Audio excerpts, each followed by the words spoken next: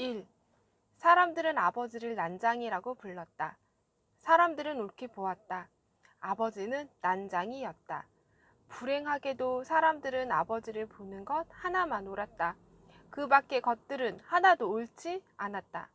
나는 아버지, 어머니, 영호, 영희, 그리고 나를 포함한 5식구의 모든 것을 걸고 그들이 옳지 않다는 것을 언제나 말할 수 있다. 나의 모든 것이라는 표현에는 5식구의 목숨이 포함되어 있다. 천국에 사는 사람들은 지옥을 생각할 필요가 없다. 그러나 우리 5가족은 지옥에 살면서 천국을 생각했다. 단 하루라도 천국을 생각해 보지 않은 날이 없다. 하루하루의 생활이 지겨웠기 때문이다. 우리의 생활은 전쟁 같았다. 우리의 생활은 전쟁과 같았다. 우리는 그 전쟁에서 날마다 지기만 했다. 그런데도 어머니는 모든 것을 잘 참았다. 그러나 그날 아침 일만은 참기 어려웠던 것 같다. 통장이 이걸 가져왔어요. 내가 말했다. 어머니는 조각마루 끝에 앉아 아침 식사를 하고 있었다. 그게 뭐냐? 철거 개고장이요. 에이, 기어코 왔구나. 어머니가 말했다. 그러니까 집을 헐라는 거지? 우리가 꼭 받아야 할 것 중에 하나가 이제 나온 셈이구나.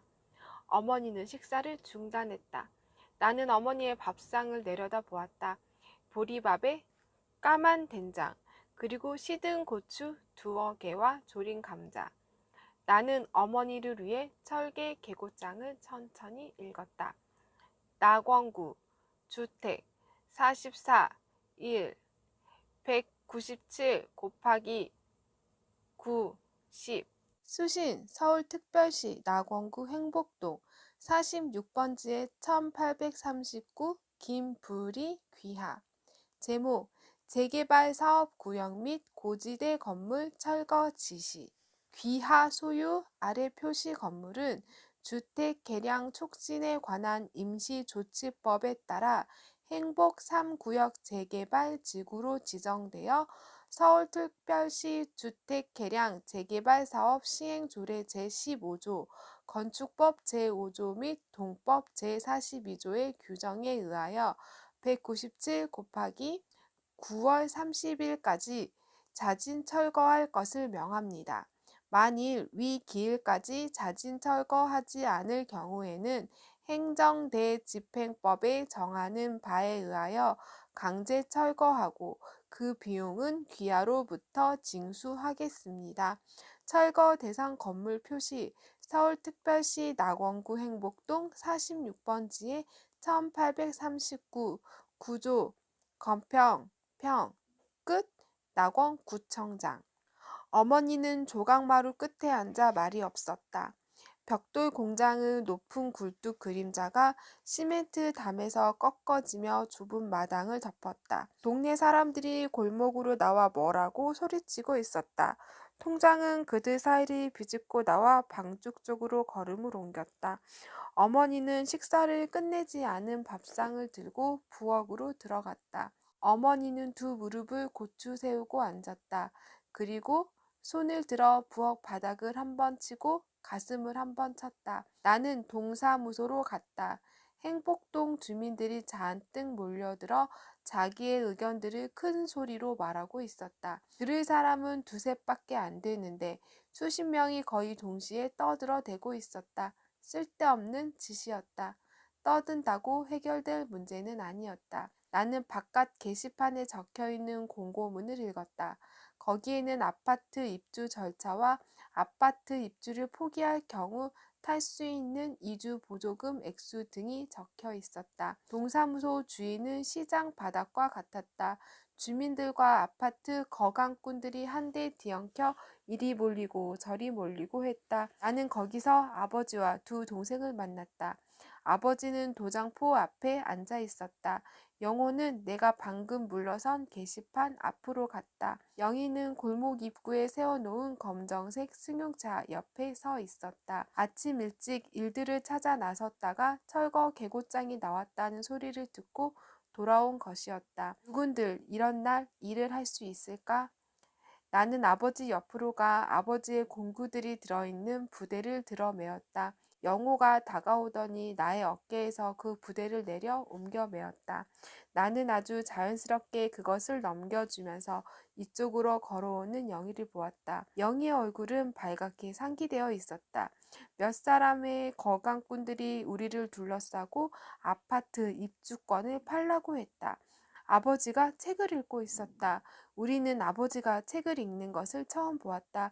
표지를 쌌기 때문에 무슨 책을 읽는지도 알 수 없었다. 영희가 허리를 굽혀 아버지의 손을 잡아 끌었다. 아버지는 우리들의 얼굴을 물끄러미 쳐다보더니 자리를 털고 일어났다.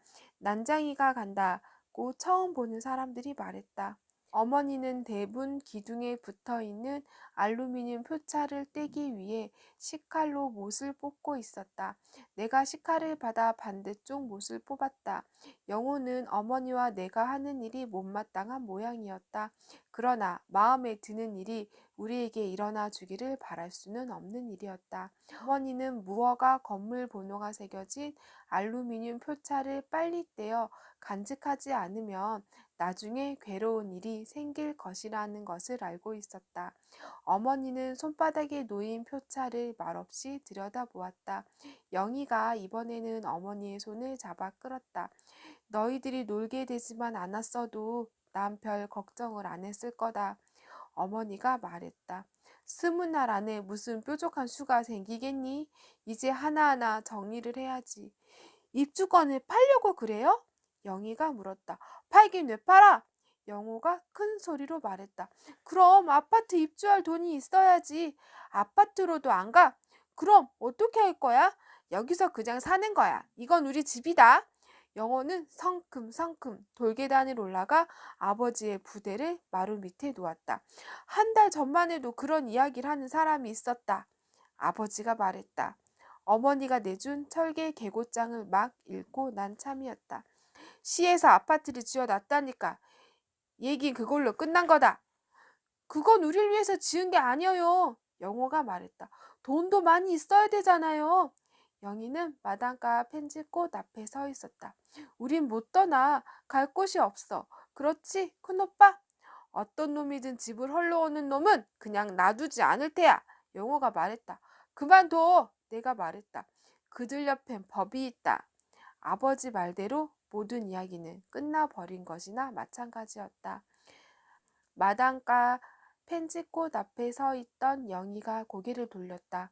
영희는 울고 있었다. 어렸을 때부터 영희는 잘 울었다. 그때 나는 말했다. 울지마 영희야. 자꾸 울음이 나와. 그럼 소리를 내지 말고 울어. 응. 그러나 풀밭에서 영희는 소리를 내어 울었다. 나는 손으로 영희의 입을 막았다. 영희의 몸에서는 풀 냄새가 났다. 개천 건너 주택가 골목에서는 고기 굽는 냄새가 났다. 나는 그것이 고기 굽는 냄새인 줄 알면서도 어머니에게 묻고는 했다. 엄마, 이게 무슨 냄새야? 어머니는 말없이 걸었다. 나는 다시 물었다. 엄마, 이게 무슨 냄새지? 어머니는 나의 손을 잡았다. 어머니는 걸음을 빨리 하면서 말했다. 고기 굽는 냄새란다. 우리도 나중에 해먹자. 나중에 언제? 자, 빨리 가자. 어머니는 말했다. 너도 공부를 열심히 하면 좋은 집에 살 수 있고 고기도 날마다 먹을 수 있단다. 거짓말! 어머니의 손을 뿌리치면서 내가 말했다. 아버지는 나쁜 사람이야. 어머니가 우뚝 섰다. 너 방금 뭐라고 했니? 우리 아버지는 나쁜 사람이야. 너 매 좀 맞아야겠구나. 아버지는 좋은 분이다. 나도 주머니가 달린 옷을 입고 싶어. 빨리 가자. 엄마는 왜 우리들 옷에 주머니를 안 달아주지? 돈도 넣어주지 못하고 먹을 것도 넣어줄 게 없어서 그렇지? 아버지에 대해 말을 막 하면 너 매 맞을 줄 알아라?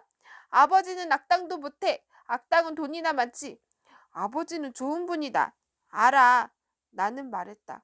수백 번도 더 들었어. 그렇지만 이제 속진 않아. 어, 엄마, 큰오빠는 말을 안 들어. 영희는 부엌문 앞에 서서 말했다. 엄마 몰래 또 고기 냄새 맡으러 갔었대. 나는 안 갔어. 어머니는 아무 말이 없었다. 나는 영희를 흘겨보았다. 영희는 또 말했다. 엄마, 큰오빠가 고기 냄새 맡으러 갔었다고 말했더니 때리려고 그래. 영희는 좀처럼 울음을 그치지 못했다. 나는 영희의 입에서 손을 떼었다. 영희를 풀밭으로 끌고 들어간 것이 잘못이었다. 영희를 때려주고 나는 후회했다. 귀여운 영희의 얼굴은 눈물로 젖었다. 우리는 그때 주머니 없는 옷을 입고 있었다. 아버지는 철개 개고장을 마루 끝에 놓고 책을 읽었다. 우리는 아버지에게서 무엇을 바라지는 않았다. 아버지는 그동안 충분히 일했다. 고생도 충분히 했다.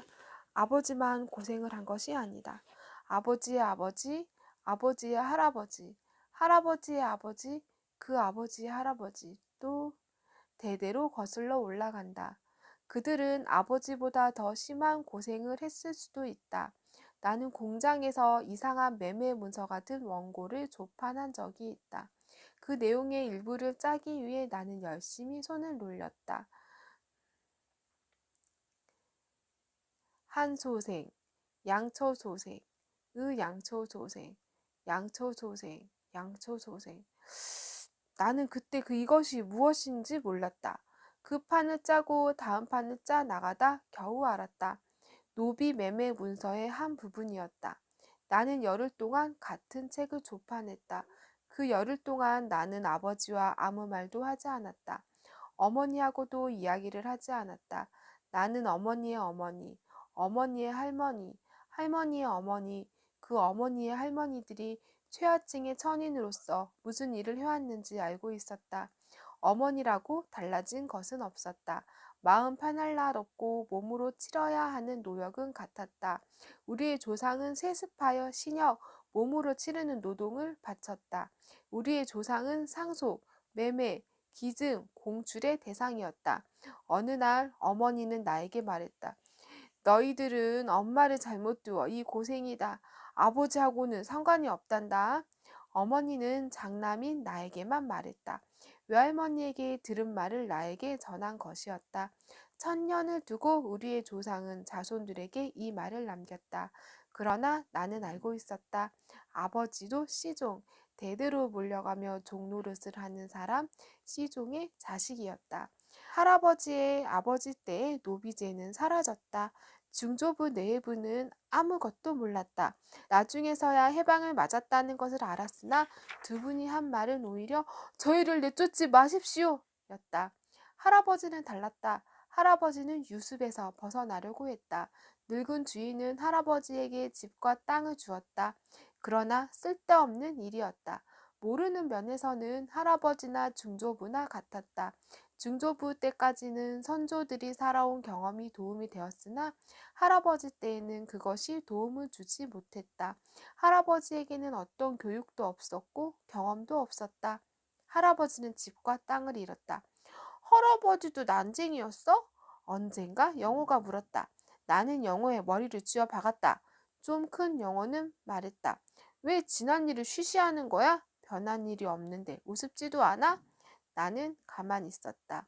영희는 손수건을 꺼내 두 눈에 대었다 떼었다. 아버지는 계속 책을 읽었다.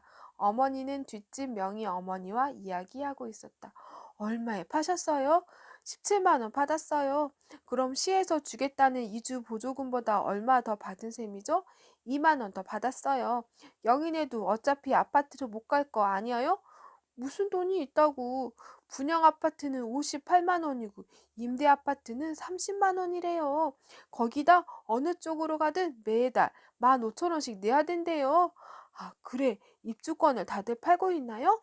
영인에도 서두르세요. 어머니는 괴로운 얼굴로 서 있었다. 어머니를 명희 어머니가 다그쳤다. 저희는 내일이라도 떠날 준비가 돼 있어요. 영희네가 돈을 해준다면 집이야 도끼질 몇 번이면 무너질 테고. 영희의 눈에 다시 눈물이 괴었다. 커도 마찬가지였다. 계집 애들은 잘 울었다. 내가 영희 옆으로 다가갔을 때 영희는 장독대 바닥을 가리켰다. 장독대 시멘트 바닥에 명희 언니는 큰오빠를 좋아한다 고 쉬어 있었다. 집을 지을 때 남긴 낙서였다. 영희가 웃었다. 우리에게는 그때가 제일 행복했다. 아버지와 어머니가 도랑에서 돌을 저었다. 그것으로 계단을 만들고 벽에는 시멘트를 쳤다. 우리는 아직 어려 힘드는 일을 못했다. 그래도 할 일이 많았다. 우리는 며칠 동안 학교에 가지 않았다. 하루하루가 즐거웠다. 처음 보는 사람들이 하루에도 몇 차례씩 때를 지어 동네를 돌았다. 그때만은 더러운 옷을 입은 어린아이들도 울음을 그쳤다. 윽박지르는 주인의 기세에 눌린 개들도 짖기를 멈추고 뒤로 물러섰다. 온 동네가 조용해졌다.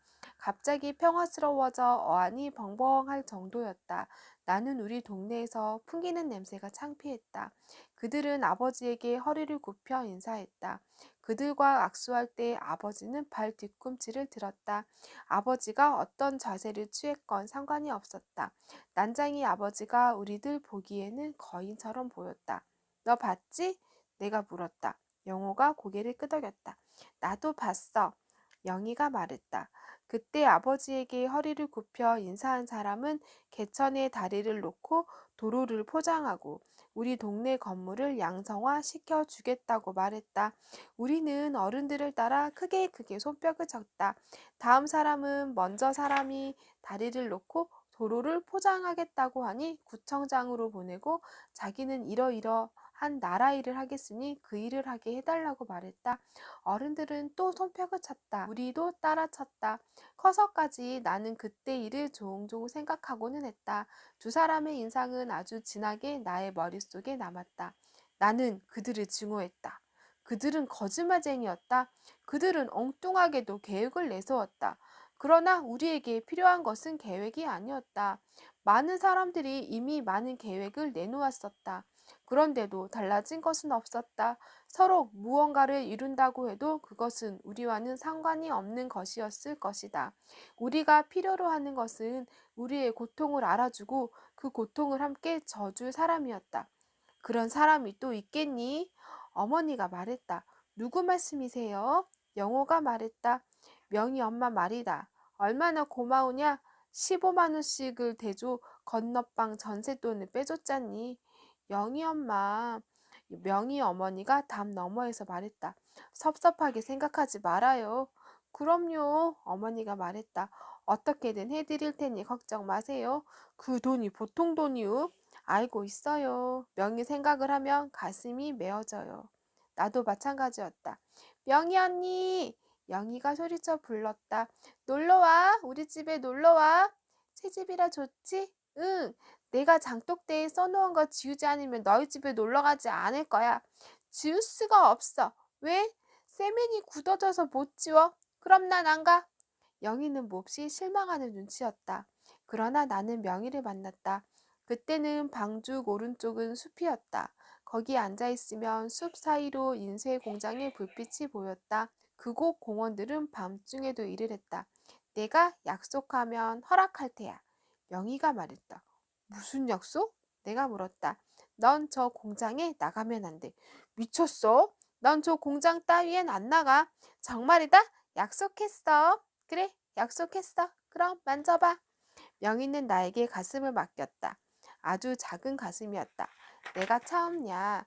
명희가 말했다. 내 가슴을 만져본 사람은 너밖에 없어. 나는 왼팔로 명희의 어깨를 안고 오른손으로 그의 가슴을 만졌다. 동구스름한 가슴이 따뜻했다. 아무에게도 말하면 안 돼. 명희가 속삭이듯 말했다. 그의 입김이 귀 밑에 느껴졌다. 말 안 할게. 동생들한테도 말하지 마. 말 안 해. 내가 비밀을 지키고 아까 한 약속을 지키면 내가 하고 싶은 대로 하게 해줄 테야. 정말이지? 정말야. 지금 다른 데 만지면 안 되니? 그런데 명희는 만날 때마다 힘이 없어 보였다. 어떤 때는 정신없이 가만히 앉아만 있었다. 왜 그러니? 나는 걱정이 되었다. 너 어디 아프니? 아니? 그럼 왜 그래? 우리 집 밥은 먹기가 싫어. 왜? 질렸어. 그럼 넌 죽어. 죽고 싶어. 명희야, 난 저 따위 공장엔 안 갈 거야. 공부를 해서 큰 회사에 나갈 테야. 약속해. 배가 고파. 작은 명희가 웃으며 말했다. 뭐가 먹고 싶니? 나는 물었다. 명희는 나의 손을 잡았다. 그 애는 나의 손가락을 하나하나 짚어가며 말했다. 사이다, 포도, 라면, 빵, 사과, 계란, 고기, 쌀밥, 김. 명희는 나의 손가락 하나를 마저 짚지 못했다. 그때의 명희에게는 그 이상의 것은 필요하지 않았을 것이다. 그 명희가 자라면서 다방 종업원이 되고 고속버스 안내양이 되고 골프장 캐디가 되었다. 그 애가 어느 날 헬스케진 얼굴로 집에 돌아왔다. 그 애로서는 마지막 인사였다. 어머니는 명희가 집에 올 때마다 배가 불러 있었다고 나중에 말했다. 명희는 음독 자살 예방센터에서 숨을 거두었다. 싫어, 엄마, 싫어! 독약 기운에 빠져 명희는 소리쳤다. 성장한 명희는 마지막 순간에 어렸을 적 일들을 속에 헤매었을 것이다. 그 애가 남긴 예금 통장에 19만 원이 들어있었다. 15만 원이에요. 명희 어머니가 말했다. 우선 건너방 사람들을 내보내세요. 어머니는 돈을 받아들였다. 아무 말도 못했다. 헐릴 집이라는 걸 알면서 새에 들어올 사람이 있겠어요? 그래서 그래요. 모진 소리 더 듣지 말고 우선 나가겠다는 사람은 내보내세요. 이게 어떤 돈인데. 명희 언니는 큰오빠를 좋아했어. 영희가 말했다. 큰오빠도 알았지? 그만둬. 영희가 기타를 쳤다. 나는 벽돌 공장 굴뚝 위에 떠 있는 달을 보았다. 나의 라디오는 고장이 났다. 며칠 동안 나는 방송통신고교의 강의를 듣지 못했다. 나는 명희와의 약속을 지킬 수 없었다. 중학교 3학년 초에 학교를 그만두었다. 더 이상 나갈 수 없었다. 아버지와 어머니는 내가 공부를 계속하기를 바랬다. 그러나 밀어줄 힘이 없었다. 자세히 보면 아버지는 같은 또래의 사람들보다 많이 늙어 보였다. 우리 식구들밖에 모르는 일이었다. 아버지의 신장은 117cm, 체중은 32kg이었다. 사람들은 이 신체적 결함이 주는 선입관에 사로잡혀 아버지가 늙는 줄을 몰랐다. 아버지는 스스로 황혼기에 접어들었다는 체념과 우울에 빠졌다. 실제로 이가 망가져 잠을 못 이루는 밤이 많았다. 눈도 어두워지고 머리에 숱도 많이 빠졌다. 의욕은 물론 주의력과 판단력도 줄었다. 아버지가 평생을 통해 해온 일은 5가지였다. 채권 매매, 칼 갈기, 고층 건물 유리 닦기, 펌프 설치하기, 수도 고치기이다. 이 일들만 해온 아버지가 갑자기 다른 일을 하겠다고 했다. 서커스단의 일이었다.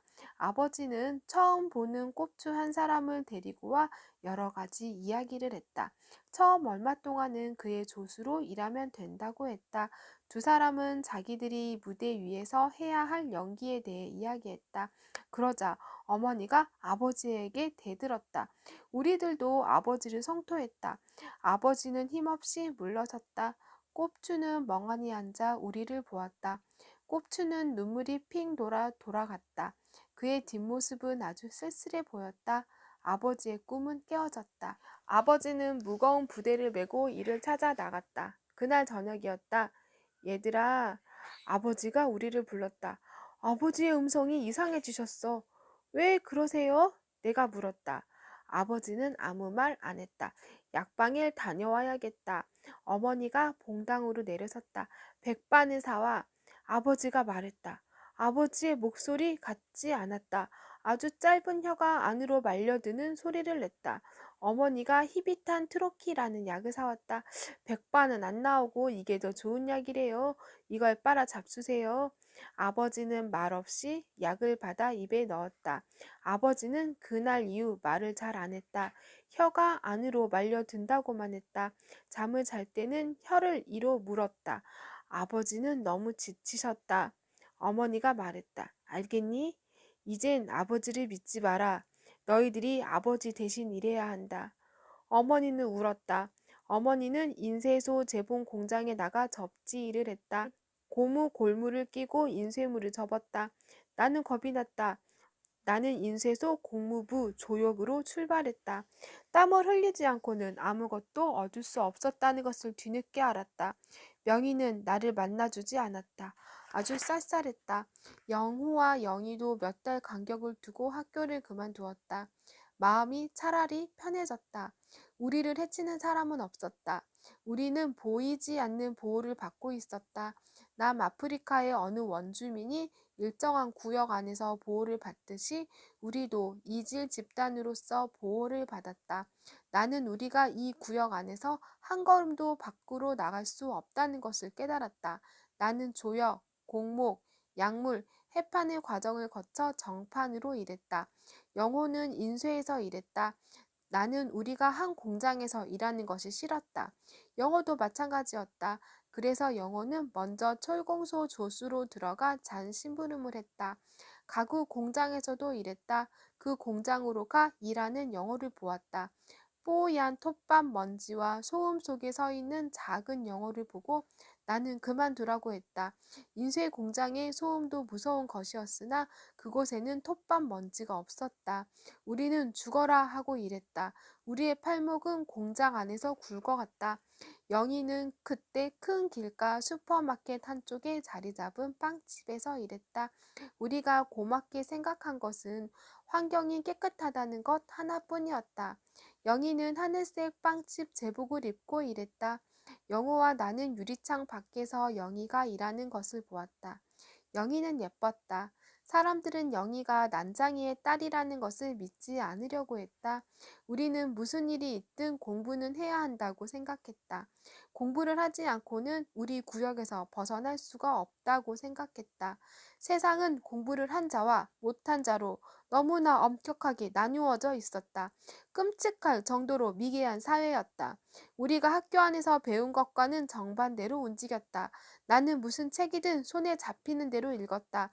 정판에서 식자로 올라간 다음에는 일을 하다 말고 원고를 읽는 버릇까지 생겼다. 동생들에게 필요하다고 느껴지는 것은 판을 들고 가 몇 번씩 교정세를 내기도 했다. 영호와 영희는 나의 말을 잘 들었다. 내가 가져다준 교정세를 동생들은 열심히 읽었다. 실제로 우리가 이 노력으로 잃은 것은 하나도 없었다. 나는 고입 검정고시를 통해 방송통신고교에 입학했다. 그의 늦은 밤 아버지는 나를 작은 나무배에 태우고 방주관으로 들어갔다. 아버지는 말없이 노만 저었다. 돌아와요! 영희가 마당에서 소리쳤다. 그 배 위험해요! 그러나 아버지는 방죽 한가운데로 노를 저어갔다. 손을 흔드는 영희의 모습이 희미하게 떠올랐다. 나는 방죽의 물이 별빛을 받아 반짝이는 것을 보았다. 배 안으로 물이 스며들고 있었다. 우리는 언덕 위에 교회를 지을 때 나무 널판지를 훔쳐왔다. 영호와 나는 한밤중에 깨어 널판지를 훔쳐왔다. 영희는 잠자리에 들기 전에 철조망 안으로 기어들어가 널판지를 훔쳐왔다. 교회 건물은 말짱했다. 그런데 우리의 배는 망가져 물이 스며들었다. 영희는 아버지를 걱정했다. 나는 수영을 할 줄 알았다. 아버지는 방죽 한가운데서 노를 세웠다. 스며든 물이 우리의 발목을 넘어찼다. 나는 신발을 벗어서 물을 퍼냈다. 아버지가 내 신발을 빼앗았다. 아버지는 웃고 있었다. 영수야, 아버지가 말했다. 어제 왔던 꼽추 아저씨 생각나니? 언제요? 어제.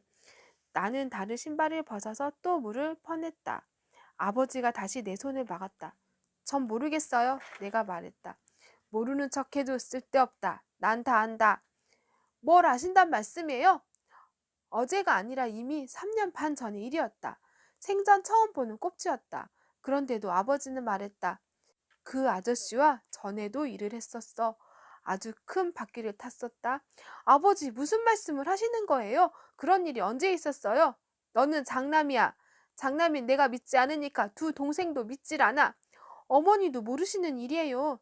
얘야, 아버지가 말했다. 너만은 알고 있어야 한다. 너희 어머니는 병이야. 어제 왔던 꼽추 아저씨가 또 올 거다. 나를 막지 마. 다른 일은 이제 힘이 들어 못하겠다. 너는 내가 언제까지나 수도 파이프를 갈아입고 펌프 머리를 들어 달 수 있을 거라고 믿니? 높은 건물에서 줄을 타고 내려오는 일도 할 수가 없어. 이젠 안 돼. 아버지는 일을 안 하셔도 돼요. 저희들이 일을 하잖아요. 누가 너희더러 일하라고 했니? 아버지는 말했다. 너희들은 학교에만 나가면 돼. 그게 너희들이 할 일이다. 알았어요, 아버지. 내가 말했다. 이제 그 신발을 주세요. 아버지는 나를 쳐다보다가 신발을 내주었다. 나는 물을 퍼냈다. 어제 곱추 아저씨는 나를 도와줄 생각으로 왔었어. 내일 또 올 거다. 너희들이 그 아저씨를 처음 본다는 건 말도 안 돼. 우리는 함께 일했었다. 생각나지 않니? 아예 힘으로 나를 윽박지를 생각은 하지 마라. 그 아저씨가 왔던 게 언제라고요? 어제. 그 노를 주세요. 아버지는 세워들고 있는 노를 나에게 주었다. 나는 말할 수 없었다. 처음 본 꼽추였다고 해도 믿지 않을 것이다. 어제가 아니라 3년 반 전의 일이라고 해도 아버지는 믿지 않았을 것이다. 나는 조심스럽게 노를 저었다. 물가에 닿기 전에 배는 가라앉았다. 나는 아버지를 안고 수초 사이를 헤쳐나갔다. 우리는 물에 젖어 온몸을 떨고 있는 아버지를 어머니에게 맡겼다. 아버지를 어머니 이상으로 간호할 사람은 이 세상에 없었다. 아버지는 병이세요. 내가 말했다. 닥쳐라! 어머니가 말했다. 언젠 알아듣겠니? 아버지는 지치셔서 그런 거야. 아버지는 방 안에서 났다. 나는 배를 끌어내 말뚝에다 메었다. 날이 추워지자 울 안으로 끌어들였다. 그날 밤 방죽이 얼었다. 밤에 명희 어머니가 또 왔다. 영희 엄마. 명희 어머니가 말했다. 조금만 기다려보세요. 입주권이 자꾸 올라요. 아침에 17만 원 했던 게 18만 5천 원으로 뛰었어요.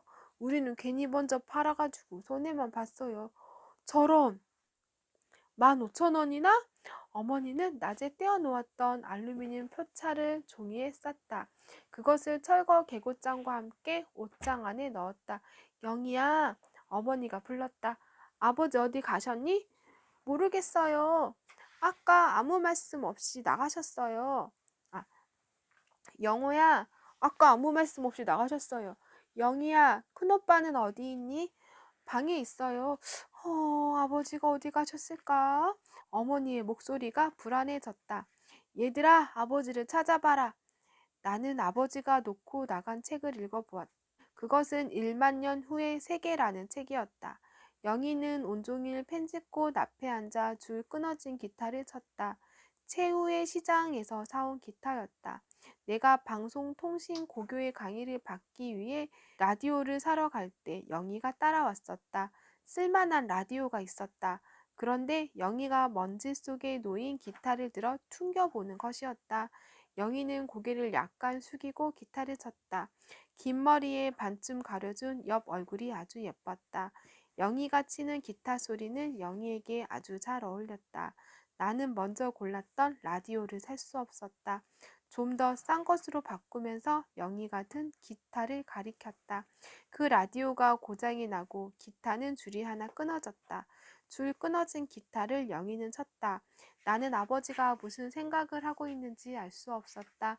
1만 년 후의 세계라는 책을 아버지는 개천 건너 주택가에 사는 젊은이에게서 빌렸다. 그의 이름은 지섭이었다. 지섭은 밝고 깨끗한 주택가 3층 집에서 살았다. 지섭은 그 집 가정교사였다. 아버지와 그는 서로 통하는 데가 있었다.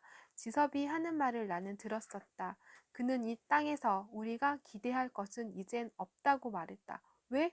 아버지가 물었다. 지섭은 말했다. 사람들은 사랑이 없는 욕망만 갖고 있습니다. 그래서 단 한 사람도 남을 위해 눈물을 흘릴 줄 모릅니다. 이런 사람들만 사는 땅은 죽은 땅입니다. 하긴 아저씨는 평생 동안 아무 일도 안 하셨습니까? 일을 안 했다니? 일을 했지. 열심히 했어. 우리 식구 모두가 열심히 일했네. 그럼 무슨 나쁜 짓을 하신 적은 없으십니까? 법을 어긴 적은 없으세요? 없어. 그렇다면 기도를 드리지 않으셨습니다. 간절한 마음으로 기도를 드리지 않으셨어요. 기도도 올렸지. 그런데 이게 뭡니까? 뭐가 잘못된 게 분명하죠? 불공평하지 않으세요? 이제 이 죽은 땅을 떠나야 합니다. 떠나다니 어디로? 달나라로. 얘들아. 어머니의 불안한 음성이 높아졌다. 나는 책장을 덮고 밖으로 뛰어나갔다.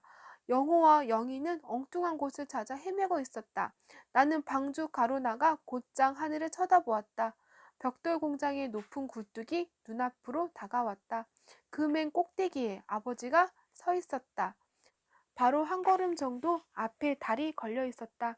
아버지는 피레침을 잡고 발을 앞으로 내밀었다. 그 자세로 아버지는 종이 비행기를 날렸다. 2. 나는 방죽으로 가 풀섭에 엎드려 있었다. 온몸이 이슬에 젖어 축축했다. 조금만 움직이면 잡초에 맺힌 이슬방울이 나의 몸에 떨어졌다. 한밤을 나는 방죽과 풀섭에 엎드려 세웠다. 아무것도 볼 수 없었다. 어둠이 조금씩 뒷걸음쳐 가기 시작했다. 마지막 밤을 우리의 집에서 보내지 못했다는 아픔이 목을 타고 올라왔다. 동네는 아직 깊은 잠에 빠져 있었다. 그러나 나는 더 이상 기다릴 필요가 없었다. 비행 접시를 타고 온 외계인들이 영희를 태워갔다는 소문은 터무니없는 것이었다. 나는 처음부터 그 소문을 믿지 않았다. 얘들아, 어머니가 말했다. 이러고만 있으면 어떻게 할 거야? 찾아봐도 없는 걸 어떻게 해요? 내가 말했다. 나는 헐어버린 이발관 집 공터에서 주정뱅이를 만났다. 찾아봐야 쓸데없는 일이야. 정말 보셨어요? 안 봤다니까. 주정뱅이는 말을 잘 못했다. 그는 심하게 딸꾹질을 해댔다. 영희를 보았다는 사람은 아저씨밖에 없어요. 그러니까 자세히 말 좀 해주세요. 너희 아버지는 알고 있어. 아버지도 모르세요.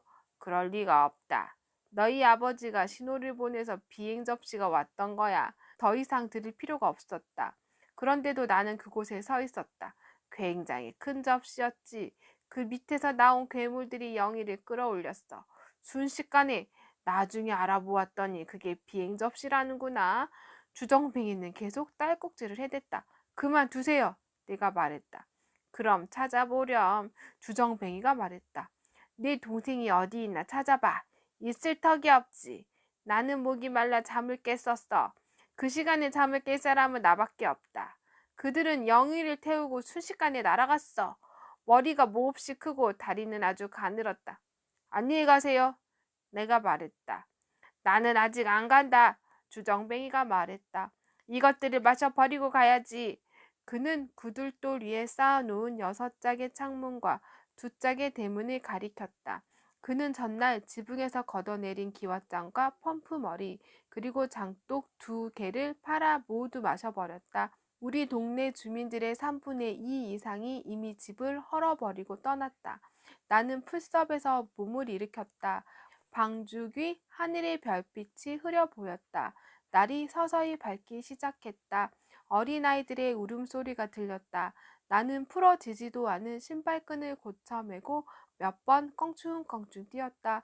대문을 열고 나온 형이 방죽길을 따라 걸어왔다. 두 어깨가 축 늘어져 있었다. 힘을 내, 형. 내가 말했었다. 이건 힘으로 할 일이 아니야. 형이 말했다. 그럼 뭐야? 용기야? 형은 점심시간에 식사를 하지 않고 나를 찾아왔다. 우리는 기계실 뒤에 쪼그리고 앉아 이야기했다. 우리가 말을 할 줄 몰라서 그렇지 이것은 일종의 싸움이다. 형이 말했다. 형은 말을 근사하게 했다. 우리는 우리가 받아야 할 최소한도의 대우를 위해 싸워야 돼. 싸움은 언제나 옳은 것과 옳지 않는 것이 부딪혀 일어나는 거야. 우리가 어느 쪽인가 생각해봐. 알아. 형은 점심을 굶었다. 점심시간이 30분밖에 안 되었다. 우리는 한 공장에서 일했지만 격리된 생활을 했다. 공원들 모두가 격리된 상태에서 일만 했다. 회사 사람들은 우리의 일량과 성분을 하나하나 조사해 기록했다. 그들은 점심시간으로 30분을 주면서 10분 동안 식사하고 남은 20분 동안은 공을 차라고 했다. 우리 공원들은 좁은 마당에 나가 죽어라 공만 찼다. 서로 어울리지 못하고 간격을 둔 채 땀만 뻘뻘 흘렸다. 우리는 제대로 쉬지도 못하고 일했다. 공장은 우리에게 일방적으로 원하기만 했다. 탁한 공기와 소음 속에서 밤중까지 일을 했다. 물론 우리가 금방 죽어가는 상태는 아니었다. 그러나 작업 환경의 악조건과 흘린 땀에 몸 미치는 보수가 우리의 신경을 팽팽하게 잡아당겼다.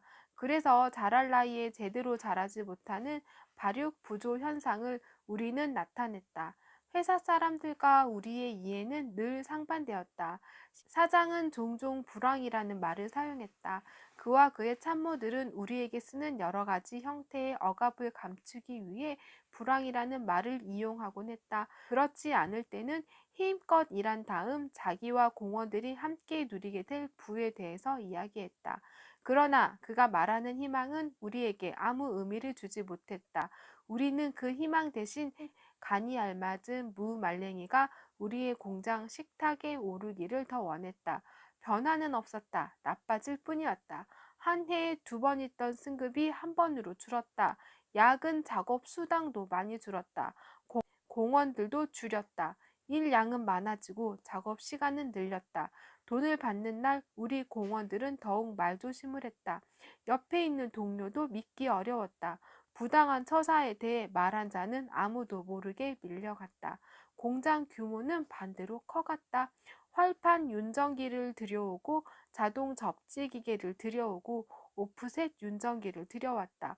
사장은 회사가 당면한 위기를 말했다. 적대 회사들과의 경쟁에서 지면 문을 닫을 수밖에 없다고 말했다. 이것은 우리 공원들이 제일 무서워하는 말이었다. 사장과 그의 참모들은 그것을 알고 있었다. 그것은 생각만 해도 무서운 일이었다. 큰 공장이 문을 닫으면 수많은 공원들은 갈 곳이 없었다. 작은 공장들이 채용할 인원은 한정이 되어 있다. 나는 돈도 못 벌고 놀게 될지도 모른다. 새로운 일터를 찾는다고 해도 낯선 곳이다.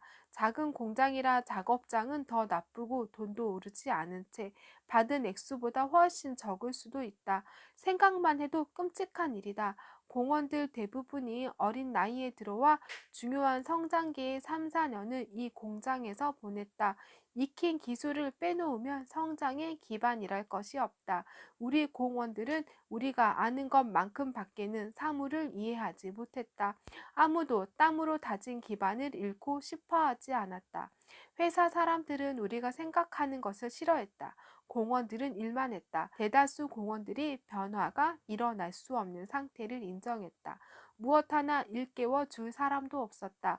어른들도 자기들의 경험을 들려줄 것이 없었다. 마음속에서는 옳은 것이 실제에서는 반대 방향으로 움직여지는 것만을 그들은 보았었다. 우리는 너무나 모르는 것이 많았다. 사장에게는 다행한 일이었다. 그 집 식구들은 정원 잔디를 기계로 밀어서 깎았다. 그 집 정원에서는 손질이 잘 된 나무들이 밝은 햇빛을 받아 무럭무럭 자랐다. 그 집 나무들은 나무 종합병원에서 나온 나무 의사들이 돌보았다. 나도 나무 병원 앞을 지나가 본 적이 있다. 간판에 귀대개 나무는 건강합니까? 라고 씌어 있었다. 그 밑에는 작은 글씨로 병중의 구제 진단, 생리적 피해 진단, 외과 수술, 건강 유지 관리라고 씌어 있었다. 함께 지나던 어린 조역이 말했다. 우리 집에는 나무가 없습니다. 나는 건강하지 못합니다. 우리는 허리를 잡고 웃었다. 무엇이 그렇게 우스웠는지 모른다. 어린 조역은 그때 거의 날마다 코피를 흘렸다. 형은 웃옷을 벗어 나의 등에 얹어주었다. 풀섭으로 들어선 형의 바지가랑이도 이슬에 젖었다.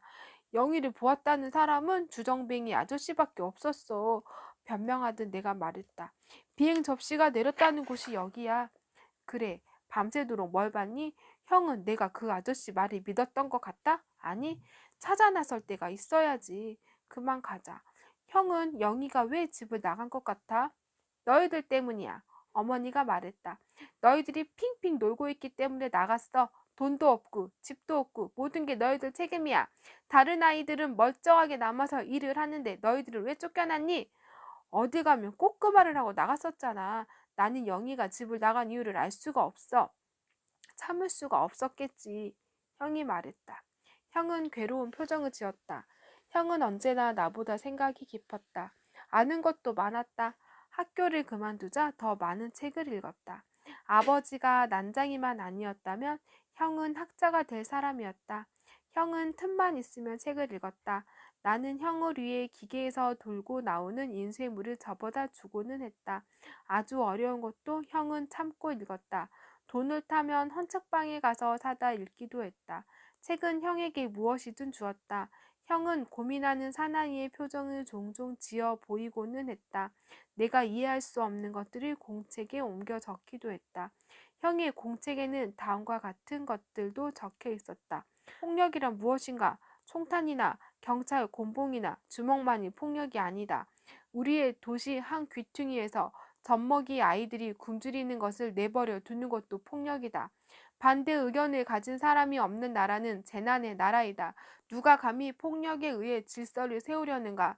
17세기 스웨덴의 수상이었던 악셀 옥센스티르나는 자기 아들에게 말했다. 얘야, 세계가 얼마나 지혜롭지 않게 통치되고 있는지 아느냐? 사태는 옥센스 티르나의 시대 이래 별로 개선되지 않았다. 지도자가 넉넉한 생활을 하게 되면 인간의 고통을 잊어버리게 된다. 따라서 그들의 희생이라는 말은 전혀 위선으로 변한다. 과거의 착취와 야만이 오히려 정직하였다고 생각한다.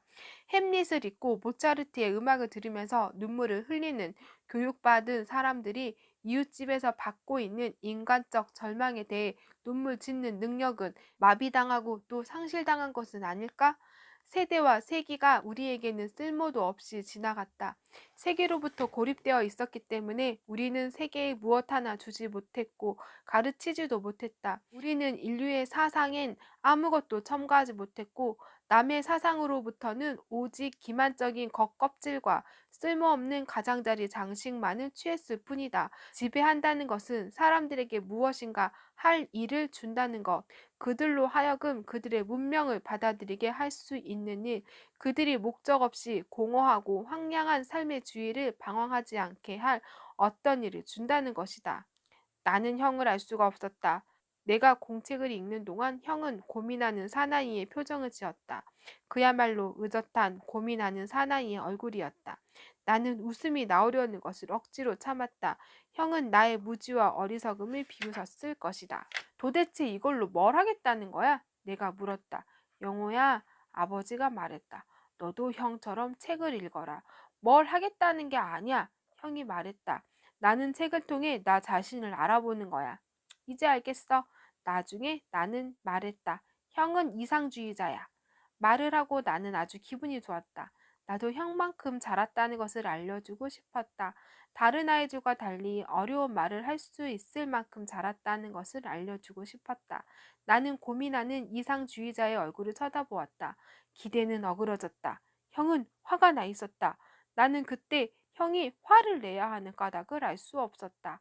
나는 나의 어리석음을 스스로 인정했다. 우리는 난장이의 아들이었다. 형은 어깨를 축 늘어뜨리고 풀섭에서 나갔다. 나는 돌멩이를 집어 방죽을 향해 던졌다. 소리 없이 물방울만 올랐다. 마당에서 나는 계속 돌멩이를 던졌다. 영호야, 어머니가 말했다. 그 돌멩이질은 그만두고 동해 앞에나 나가봐라. 가보나 마나해요. 1시간 전에 22만 원 했는데 또 올랐겠어요? 그래도 가봐.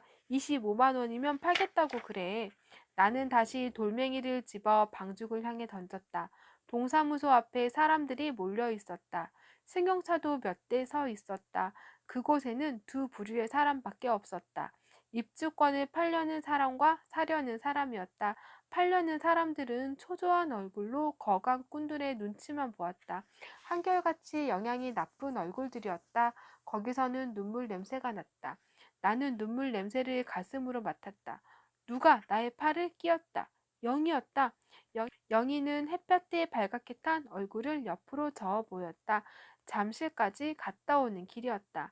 아파트를 짓고 있는 현장 근처의 복덕방 시세도 22만 원이라고 했다. 이젠 이 이상 버틸 필요가 없을 것 같았다. 작은 오빠, 엄마더러 그만 팔자고 그래. 영희가 말했다.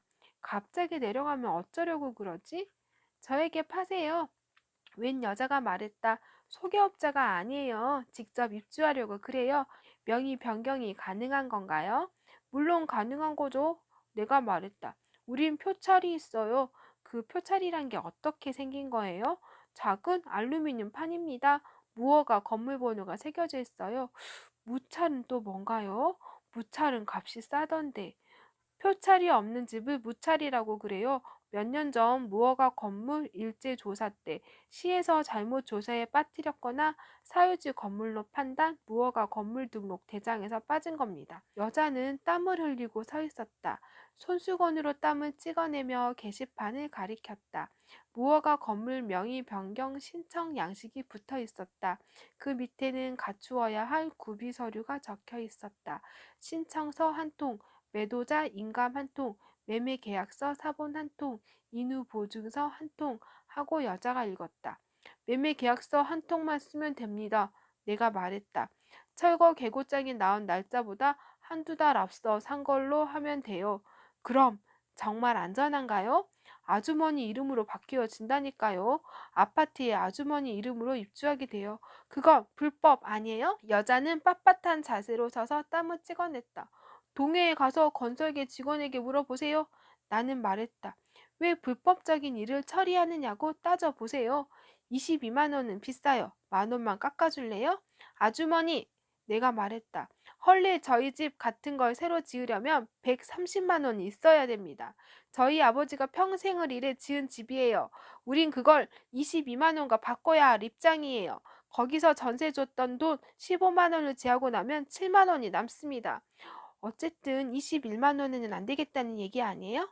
나는 말하지 않았다. 여자가 돌아섰다. 영희가 작은 주먹으로 나의 등을 쳤다. 잠시 후에 또 한 번 쳤다. 영희는 청바지를 입고 있었다. 영희에게는 청바지도 잘 어울렸다. 나는 영희 얼굴을 보지 않고 돌아서 걸었다. 팔지 말고 기다려요. 승용차 안에서 한 사나이가 말했다. 내가 사겠소. 얼마예요? 얼마면 팔겠어요? 25만 원. 좋아요. 저녁에 가죠. 이웃에 팔 사람이 또 있으면 싸게 팔지 말고 기다리라고 그래요. 조금만 더 기다려라. 아버지가 말했었다. 진실을 말하고 묻혀버리는 사람들이 있다. 너희들이 그 꼴이 되었구나. 우리는 개천 위에 놓인 시멘트 다리 위에 서 있었다. 아버지는 난간 사이에 두 다리를 내리고 앉아 술을 마셨다. 아버지가 술을 다 마실 때까지 기다려야 했다. 다리 저쪽 끝에서는 골아 떨어진 주정뱅이가 코를 골았다. 아버지의 주량은 그의 반의 반도 안 되었다. 그날 밤 아버지는 주정뱅이 주량의 반을 마셨다. 밤이 늦어 동네 사람들은 불을 끄고 잠자리에 들었다. 두 집만 껴 있었다. 주정뱅이네 집과 우리 집이었다. 나는 아버지가 마지막 눈을 감는 날의 일을 생각했다. 죽음은 모든 것의 끝이다. 언덕 위 교회의 목사는 달랐다. 그는 인간의 숭고함, 고통, 구원을 말했다. 나는 인간이 죽는 다음에 또 다른 생을 시작한다는 그의 말을 이해할 수 없었다. 아버지에게는 숭고함이 없었고 구원도 없을 리 없었다. 고통만 있었다. 나는 구원이 있을 리 없었다. 고통만 있었다. 나는 형이 조판한 노비 매매 문서를 본 적이 있었다. 확실히 아버지만 고생을 한 것이 아니다. 아버지와 어머니는 자식들이 전혀 새로운 삶을 시작하기를 바랬다. 그러나 우리는 이미 첫 번째 싸움에서 져버렸다. 나는 내가 마지막 눈을 감는 날의 일도 생각했다. 나는 아버지만도 못할 것이다. 아버지의 아버지, 아버지의 할아버지, 할아버지의 아버지, 그 아버지의 할아버지들은 그들 시대의 성격을 가졌다. 나의 몸은 아버지보다도 작게 느껴졌다. 나는 작은 어릿 광대로 눈을 감을 것이다. 아무도 우리에게 할 일을 주려고 하지 않았다. 사람들은 우리가 공장 안으로 들어가려는 것을 막았다. 사장과 그의 참모들은 회의실 창가에 서서 우리를 내다보았다. 그들이 우리의 일을 빼앗았다. 그러니까 다시 얘기를 해보자. 아버지가 말했다. 너희 둘만 남았었다 이거지?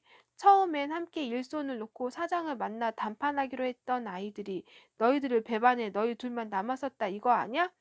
술은 그만 드세요 아버지. 내가 말했다. 잘했어. 아버지는 다시 병을 기울여 술을 마셨다. 너희도 잘했고 그 아이들도 잘했다. 저희들 먼저 들어갈래요. 그래 들어가라. 들어가서 너희 엄마를 내보내. 그럴 필요 없어요. 어머니였다. 어머니는 주정뱅이의 몸에 걸려 넘어질 뻔했다. 잘한다. 어머니가 말했다. 둘이서 아버지도 제대로 못 모시는구나. 가만히 있어. 아버지는 빈 술병을 다리 밑으로 던졌다. 얘들이 오는 훌륭한 일을 했어. 사장을 만나 얘기를 했대. 회사가 잘 되려면 몇 사람의 목이 필요하다고 말이야. 그리고 사장에게 당신이 당하고 싶지 않은 일을 공원들에게 강요하지 말라고 한 거야. 이 말 뜻을 엄마가 할까? 응? 아버지, 그게 아니에요. 내가 말했다. 우리는 아무도 만날 수 없었어요. 얘기가 먼저 새버려 그냥 쫓겨났을 뿐이에요. 마찬가지야. 아버지가 큰 소리로 말했다. 사장을 만났으면 그런 말을 했을 거 아니야. 그렇지? 대답해봐. 네. 작은 목소리로 내가 대답했다. 들었지? 엄마 들었어? 걱정할 거 없어요. 어머니가 말했다. 얘들은 이제 인류 기술자예요. 어느 공장에 가든 돈을 벌 수 있어요. 모르는 소리 하지 마. 모르는 소리는 왜 모르는 소리예요? 공장도 옮겨보는 게 좋아요. 그게 안 된다니까. 벌써 공장끼리 연락이 돼 있어. 똑같은 공장들이야. 얘들을 받아줄 공장이 없어. 얘들이 오늘 무슨 일을 했는지 당신이 알아야 해. 그만두세요. 얘들이 무슨 반역죄라도 지은 것처럼 야단이에요. 뭐라고? 가자. 형은 시멘트 다리를 성큼성큼 걸어 건넜다. 그 끝에서 골아떨어진 주정뱅이를 일으켜 업었다. 다리를 휘청거리면서도 넘어지지 않았다. 형은 지난 며칠 동안 제대로 먹지 못했다. 잠도 잘 못 잤다. 혓바늘이 돋고 입맛을 잃었다. 밤에도 머리가 맑아져 잠을 이루지 못했다. 이제 그 보상을 받기 시작했다. 형은 주정뱅이네 마루에다 주정뱅이를 내려놓았다. 어린 딸이 눈을 비비고 나와 아버지를 받아 눕혔다. 우리는 골목을 나와 밤 공기를 크게 들이마셨다. 어머니가 아버지를 업고 가는 것이 보였다. 형은 돌아서면서 두 손으로 머리를 눌렀다. 공원들은 여느 때와 마찬가지로 좁은 마당에 나와 공을 찼다. 그들은 우리 쪽으로 고개를 돌리려고 하지 않았다. 20분이 지나자 땀을 뻘뻘 흘리며 작업장으로 몰려 들어갔다. 이게 뭐람? 혼잣말처럼 형이 중얼거렸다. 저녁에 다른 이야기를 하면 안 됩니다. 승용차 안에 사나이가 말했다. 25만 원이면 아무 말 안 해요. 내가 말했다. 그날 밤 승용차 안에 사나이가 우리 동네의 나머지 입주권을 모두 사버렸다. 그는 다른 투기업자들이 22만 원에 사는 것을 25만 원씩 주고 모두 사버렸다. 그날 밤에도 영희는 펜치꽃 앞에 앉아 기타를 쳤다. 영희는 펜치꽃 두 송이를 따 하나는 기타에 꽂고 하나는 머리에 꽂았다. 그리고 꼼짝도 하지 않고 기타만 쳤다. 사나이가 아버지에게 담배를 권했다. 25만 원이 분명하죠? 어머니가 물었다. 사나이를 따라온 나이 든 사람이 검은 가방을 열어 돈을 보여주었다. 그는 마루에 앉아 매매 계약서를 썼다. 어머니가 방으로 들어가 서류가 든 봉투와 도장을 가지고 나왔다. 아버지는 계약서 매도자란에 김부리라고 쓰고 도장을 눌렀다. 나이 든 사람은 아버지의 이름을 제대로 읽지 못했다. 아버지 이름이 갖는 아픈 바람의 뜻을 그가 알 리 없었다. 어머니는 소중하게 쌓아두었던 것들을 하나하나 넘겨주었다. 식칼 자국이 난 표찰, 아침 수저를 놓고 가슴을 3번 치게 한 철거 개고장, 집을 헐값에 버리기 위해 생전 처음 내본 인감증명 2통, 미리 서명해 두었던 명의 변경 신청서, 힘 하나 없는 식구들의 이름과 나이가 차례차례 적혀 있는 주민등록 등본 2통, 마당가 펜지꽃 앞에 앉아있던 영희가 고개를 숙였다. 사나이가 돈을 내밀었다. 어머니는 머리를 저으며 뒤로 물러앉았다. 아버지가 그것을 받았다. 꼭 3초 동안 들고 있다가 어머니에게 넘겨주었다. 어머니는 두 손으로 돈을 받아들었다. 다음 날 아침 명희 어머니는 사람들을 시켜서 집을 헐었다. 어머니가 15만 원을 갚았다. 두 부인은 손을 마주 잡은 채 아무 말도 못했다. 용달차가 좁은 골목을 뚫고 들어와 명희네 짐을 실었다. 명희 어머니가 치마를 올려 눈물을 닦았다. 에휴, 정이란 뭔지. 명희 어머니가 말했다. 정이란 게 이렇게 더러운 게라우. 그 말이 우리의 눈에 고춧가루를 뿌렸다. 용달차가 집 앞을 지나갔다. 아버지는 오른손을 반쯤 올렸다 내렸다. 왼손에는 책이 들려 있었다. 지섭의 책에 아버지의 손때가 까맣게 묻었다. 아버지와 지섭은 우리에게 대기권 밖을 날아다니는 사람들로 보였다. 두 사람은 하루에도 몇 번씩 달을 왕복했다. 살기가 너무 힘들다. 아버지가 말했었다. 그래서 다리가 천문대회를 보기로 했다. 내가 할 일은 망원 렌즈를 지키는 일이야. 달에는 먼지가 없기 때문에 렌즈 소재 같은 것도 할 필요가 없지. 그래도 렌즈를 지켜야 할 사람은 필요하다. 아버지, 도대체 그런 일이 가능할 것 같아요? 내가 말했다. 넌 이때까지 뭘 배웠니? 아버지가 말했다. 뉴턴이 그 중요한 법칙을 발표하고 3세기가 지났어. 너도 그걸 배웠지? 초등학교 때부터 배웠어. 그런데 우주에 관한 기본 법칙을 전혀 모르는 사람처럼 말하는구나. 그런데 누가 아버지를 달에 모시고 가겠대요? 지섭이 미국 휴스턴에 있는 존슨 우주센터에 편지를 냈다. 그곳 관리인 로스 씨가 답장을 보냈을 거야. 후년엔 우주 계획 전문가들과 함께 달에 가게 될 거다. 그 책을 돌려주세요. 내가 말했다. 그리고 그 사람 말을 믿지 마세요. 그는 미쳤어요. 이 책을 봐라. 이 사람은 프란시스 베이컨이고 이 사람은 로버트 고다르드다. 당시 사람들이 미치광이로 지목했던 인물들이야. 이 미친 사람들이 어떤 업적을 남겼는지 아니? 몰라요. 넌 학교에서 죽은 교육을 받았어. 어쨌든 그 책을 돌려주세요. 너희들은 내가 이 땅에서 끝까지 고생하다 바짝 마른 몰골로 죽기를 바라고 있지? 힘든 일에 눌려 허우적거리다 숨을 거두기를 바라고 있는 거 아니야? 마음대로 생각하세요. 너희들은 왜 지섭에게 아무것도 배울 생각을 하지 않니? 도대체 뭘 배우라는 말씀이에요? 로스 씨의 편지를 받기 전에 보여줄 것이 있다. 지섭에게 말해서 쇠공을 쏘아올려 보여주마. 없지? 네. 찾지도 못하면서 밤새도록 어디가 있었니? 나는 돌멩이를 집어 다시 방축을 향해 던졌다. 어머니도 기진해 다른 말을 못했다. 형이 어머니의 등을 밀면서 대문 안으로 들어갔다. 조용한 아침이었다. 100여 채의 집이 헐리고 남은 것은 몇 채 안 되었다. 우리도 영희만 집에 나가지 않았다면 전날 떠났을 것이다. 철거일을 어겨야 할 다른 이유는 없었다. 폭동 생활의 마지막 며칠은 우리에게 악몽과 같았다. 우리는 영희를 찾아 헤매었다. 영희를 본 사람은 없었다. 영희는 가방도 들지 않고 집을 나갔다. 갖고 나간 건 줄 끊어진 기타와 펜지꽃 2송이 뿐이었다. 나는 좀 큰 돌멩이를 집어 던졌다. 이번에도 소리를 들을 수 없었다. 잠 물결이 수초 사이로 밀려왔다. 지섭이 이발관집 공터를 지나 곧장 걸어오고 있었다. 그의 손에는 쇠고기가 들려 있었다. 대문 앞까지 나온 아버지가 그의 손을 잡고 들어갔다. 아버지가 쇠고기를 부어간 어머니에게 넘겨주었다. 부엌안에 연기가 자욱했다.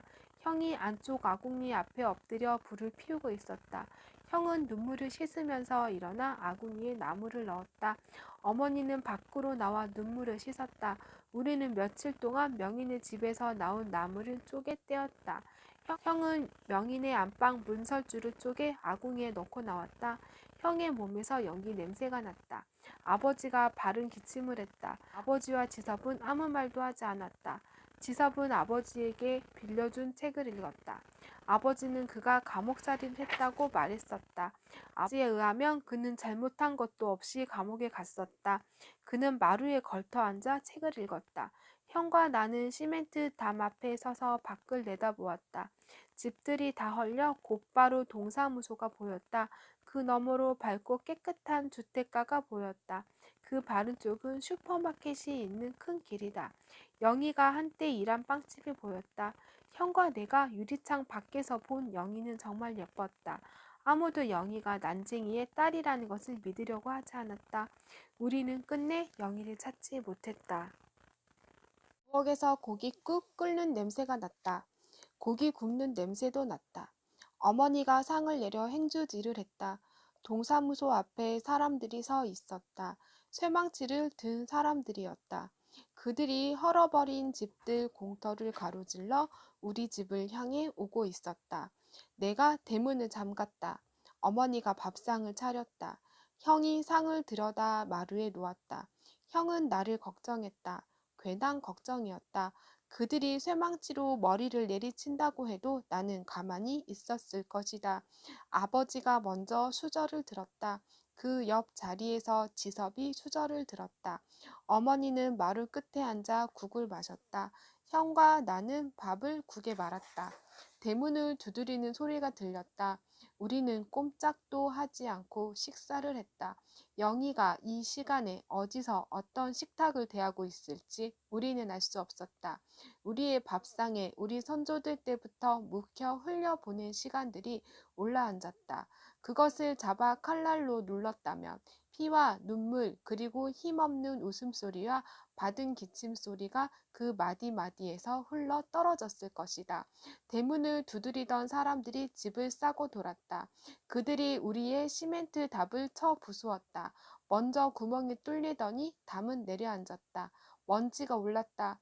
어머니가 우리들 쪽으로 돌아앉았다. 우리는 말없이 식사를 계속했다. 아버지가 구운 소고기를 형과 나의 밥그릇에 넣어주었다. 그들은 뿌연 시멘트 먼지 저쪽에 서서 우리를 지켜보았다. 그들은 안으로 들어오지 않았다. 그대로 서서 우리의 식사가 끝나기를 기다렸다.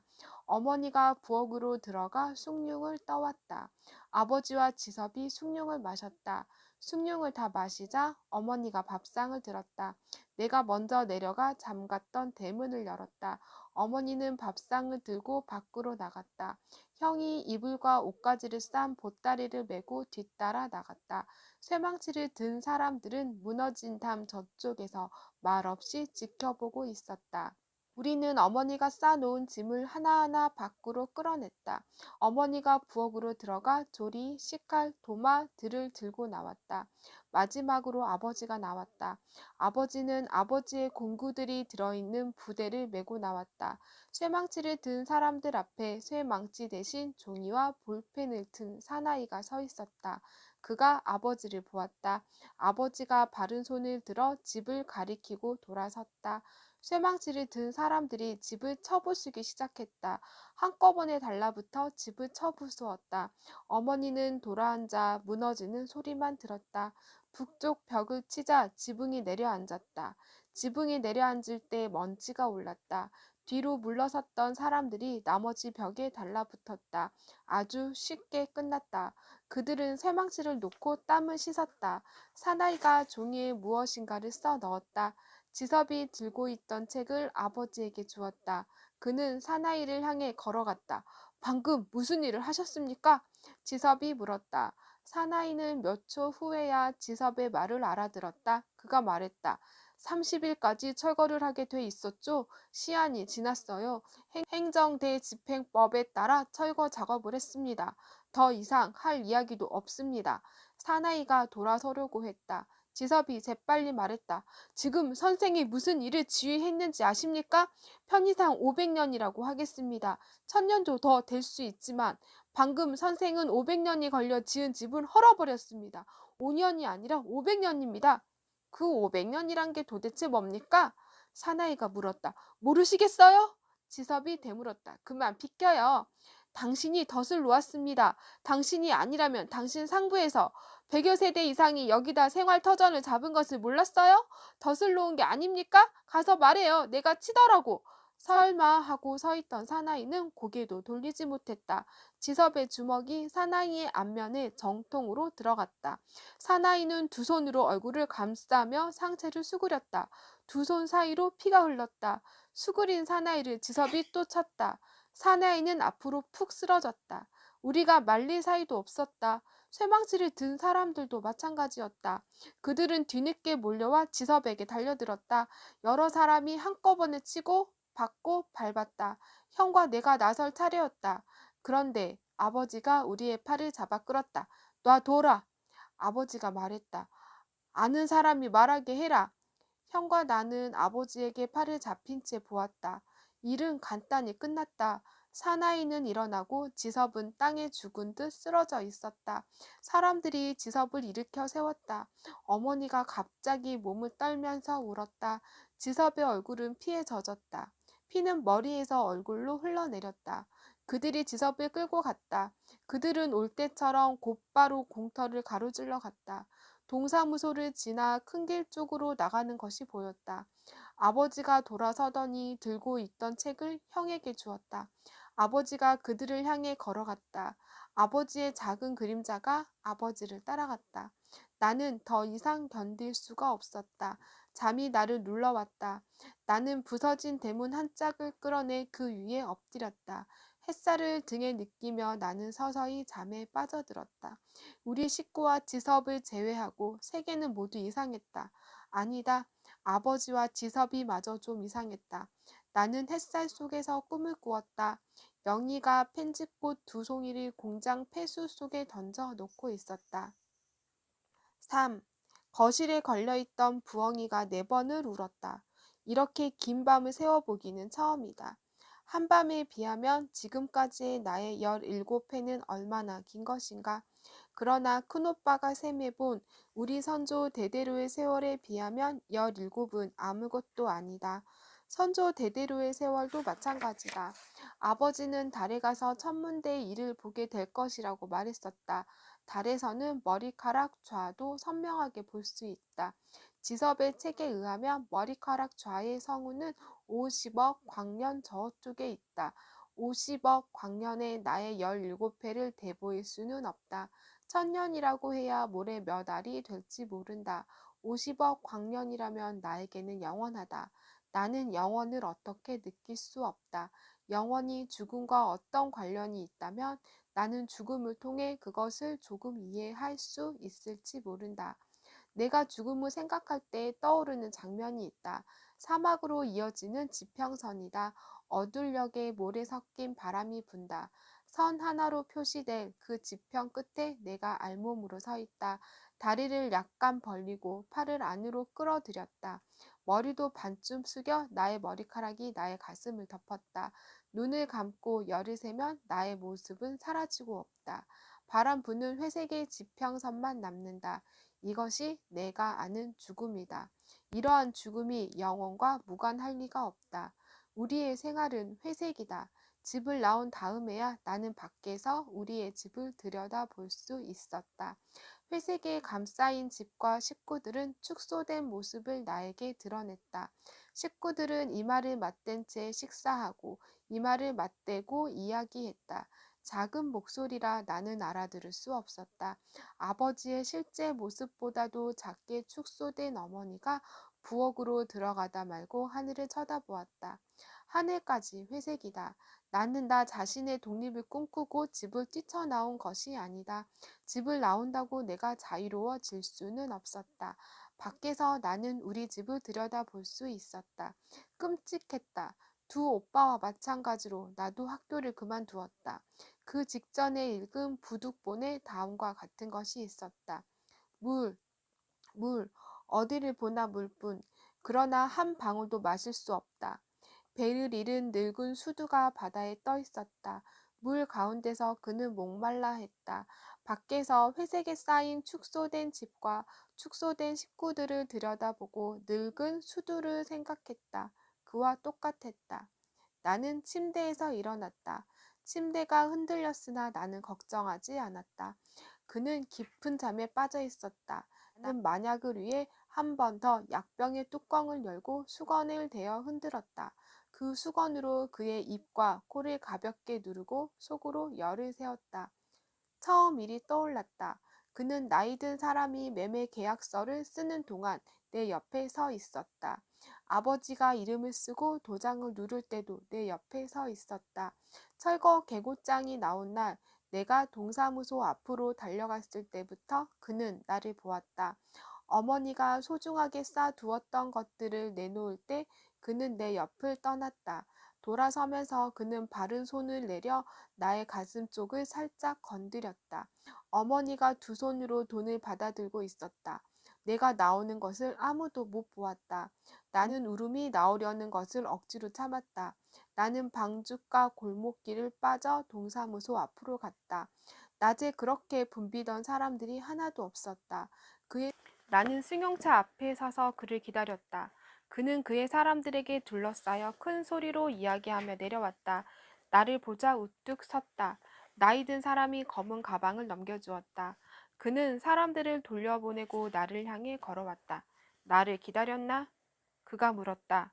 나는 고개를 끄덕였다. 왜? 우리 거도 그 안에 있어요? 내가 검은 가방을 가리키며 물었다. 이 안에 있겠지? 그걸 따라 나왔어요. 어떻게 하려고? 나는 할 말이 없었다. 어떻게 할 테야? 난 가야 하는데. 그건 우리 집이에요. 겨우 내가 말했다. 그는 나를 내려다보았다. 이젠 아니지. 그가 말했다. 내가 돈을 주고 샀어. 그는 열쇠를 꺼내 승용차의 문을 열었다. 검은 가방을 넣고 그는 차에 올라탔다. 내가 손바닥으로 유리문을 두드렸다. 그가 반대쪽 문을 열었다. 나는 그의 차에 올라탈 때에서야 기타를 들고 나왔다는 것을 알았다. 그가 기타를 받아서 뒷자리에 놓아주었다. 그는 동사무소 앞에서 차를 돌려 나갔다. 나는 자리에 비스듬히 누워 몸을 숨겼다. 바로 앉아. 그가 말했다. 차는 행복동을 떠나 낙원구를 벗어나고 있었다. 그는 운전을 하면서 나의 얼굴을 보았다. 차가 빨간 신호를 받자 나의 머리에서 펜지꽃을 가져다 냄새를 맡았다. 그는 작은 꽃송이를 왼쪽 윗주머니에 꽂았다. 우리 집은 영동이야. 그가 말했다. 조금 가다 내려줄 테니까 집으로 돌아가. 싫어요. 돌아갈 집이 없어졌어요. 그럼 어떻게 하겠다는 거야? 이 가방을 강탈해 갈 셈이야? 생각 중이에요. 좋아. 그가 말했다. 내가 할 일을 주지. 말을 잘 들어야 돼. 그렇지 않으면 내쫓을 테야. 사실은 전부터 너를 봤어. 예뻐서. 그렇지만 어떤 경우에든 안 돼요 하는 말을 내 앞에서는 쓸 수 없다는 걸 알아야 해. 그러면 나는 너에게 내가 고용한 어떤 사람보다 많은 돈을 줄 용의가 있어. 잘 생각해보고 결정해. 나로서는 생각해 볼 것도 없었다. 큰오빠는 우리의 집을 짓는데 천년의 세월이 걸렸다고 말했다. 나는 그 말뜻을 잘 몰랐었다. 큰오빠의 말에는 물론 과장도 섞여 있었다. 그러나 거짓은 아니었다. 어머니는 내가 17살이 되자 여자가 가져야 할 가족과 가정에 대한 그 전통적 의무가 어떤 것인가를 은연중 가르치려고 했다. 순결도 입이 닿게 강조하는 것 중에 하나였다. 어머니는 내가 어둠 속에서 남자를 생각하는 것도 용서할 수 없다는 입장을 취했다. 내가 집을 나와 한 생활을 알았다면 어머니는 목을 메었을 것이다. 그는 나에게 친절하게 해주었다. 제일 먼저 옷을 맞추어 주었다. 한꺼번에 여러 벌을 맞추어 주었다. 나는 그를 위해 나를 치장하지 않으면 안 되었다. 그의 아파트는 영동에 있었다. 사무실도 영동에 있었다. 나는 그의 사무실에서 주택에 관한 신문 기사를 오려 스크랩북에 옮겨 붙였다. 날마다 같은 일만 했다. 주택에 관한 기사가 없을 때는 일반 기사를 읽으며 소일했다. 그의 광고도 신문에 날마다 났다. 잠실은 우리 모두의 관심입니다. 잠실 아파트에 대해 상담하실 분은 지금 곧 전화를 하세요. 은하는 당신의 성실한 부동산 안내자입니다. 은하 부동산. 주택 분양 광고도 났다. 신천호대교 잠실지구 강남 1로에 붙은 급속도 발전지어 품이 깃든 주택을 염가 분양 중이오니 이 기회를 이용하십시오. 은하주택. 그는 무서운 사람이었다. 29에 못하는 일이 없었다. 우리 동네에서 사온 아파트 입주권은 오히려 적은 편이었다. 그는 재개발 지구의 표를 거의 몰아 사들이다시피 했다. 영동 일대에 잡아놓은 땅도 많았다. 그의 집은 부자였다. 지금 자기가 하는 일은 작은 훈련에 지나지 않는다고 나에게도 말했었다. 그는 아버지 회사로 들어가 더 큰 일을 해야 할 사람이었다. 밤에 아파트로 돌아오면 집으로 전화를 하고는 했다. 그 전화선 저쪽 끝에 그의 아버지가 앉아 있었다. 그는 아버지에게 자기가 한 일을 보고하고 자문도 구했다. 그는 거의 차렷 자세로 아버지에게 전화를 걸었다. 전화가 끝나면 그의 고용인들이 정리한 대장을 하나하나 검토했다. 그는 우리 동네에서 사온 아파트 입주권을 45만 원에 팔았다. 그 이하로는 팔지 않았다. 상상도 못했던 일이다. 나는 미리 사두었다가 1, 2만 원 정도 더 받고 넘기겠지 했었다. 그가 거실에 앉아 일을 하는 동안 가정부는 음식을 차려놓고 그가 식탁 앞에 앉기를 기다렸다. 그의 어머니가 보내준 가정부였다. 그는 그 가정부에게 별도의 돈을 주었다. 집 식구들에게 나에 관한 일을 보고하면 안 된다는 조처였다. 가정부는 내가 온 다음부터 잠을 나가서 잤다. 처음 약속대로 안 돼요 라는 말을 그에게 하지 않았다. 아무도 그에게 안 돼요 라고 말하지 못했다. 나는 전혀 다른 세상 사람과 생활하고 있었다. 우리는 출생부터 달랐다. 나의 첫 울음은 비명으로 들렸다고 어머니는 말했다. 나의 첫 호흡이 지옥의 불길처럼 뜨거웠을지도 모를 일이다. 나는 모태에서 충분한 영양을 보급받지 못했다. 그의 출생은 따뜻한 것이었다. 나의 첫 호흡은 상처난 곳에 산을 흘려 넣은 아픔이었지만 그의 첫 호흡은 편안하고 달콤한 것이었다. 성장 기반도 달랐다. 그에게는 선택할 것이 많았다. 나나 두 오빠는 주어지는 이외의 것을 가져본 경험이 없었다. 어머니는 주머니가 없는 옷을 우리에게 입혔다. 그는 자라면서 더욱 강해졌지만 우리는 자라면서 반대로 약해졌다. 그가 나를 원했다. 그는 원하고 또 원했다. 나는 밤마다 알몸으로 잠을 잤다. 나는 밤마다 꿈을 꾸었다. 꿈속에서 오빠들은 다른 공장에 취직이 되어 일을 나갔다. 아버지는 하루에도 몇 번씩 달을 왕복했다. 잠이 든 듯 만 듯한 상태에서 나는 어머니의 목소리를 듣고는 했다. 영희야, 넌 집을 나가 뭘 하고 있는 거냐? 그러면 나는 대답했다. 그의 금고 속에 우리 아파트 입주권이 들어있어요. 그걸 맨 밑으로 내려놨어요. 아직 팔리지 않았어요. 팔리기 전에 그걸 꺼내가지고 갈래요. 그의 금고 번호를 알아놨어요. 누가 너더러 그런 짓을 하라고 했니? 빨리 일어나 옷을 입어라. 안 돼요, 엄마. 우리는 성남으로 가기로 했다. 빨리 일어나라. 안 돼요. 너의 증조 할머니 동생 한 분이 알몸 시체로 수리조합 보물에 막혀 있었단다. 왜 그랬는지 아니? 주인 서방과 잠자리를 했기 때문이야. 주인 여자가 너의 증조 할머니 동생을 삼해질에 숨지게 했단다. 엄마, 전 달라요. 같아. 달라요. 같아. 달라요.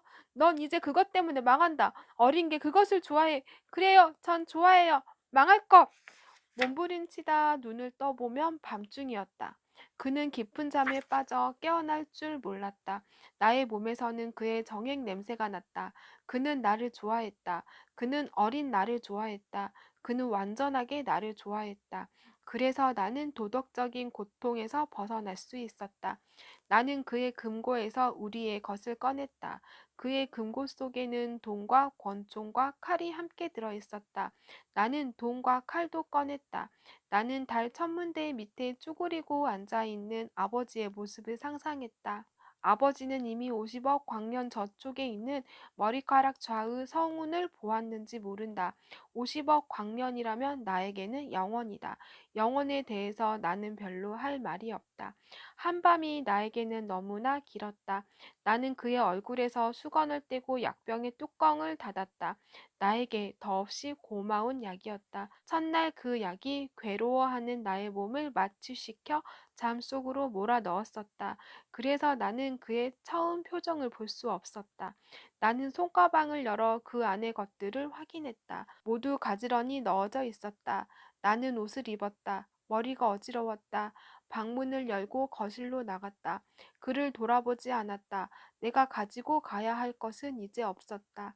집을 나올 때 입었던 옷, 뒷굽이 다른 신발, 큰오빠가 사준 줄 끊어진 기타는 이미 그 집에 없었다.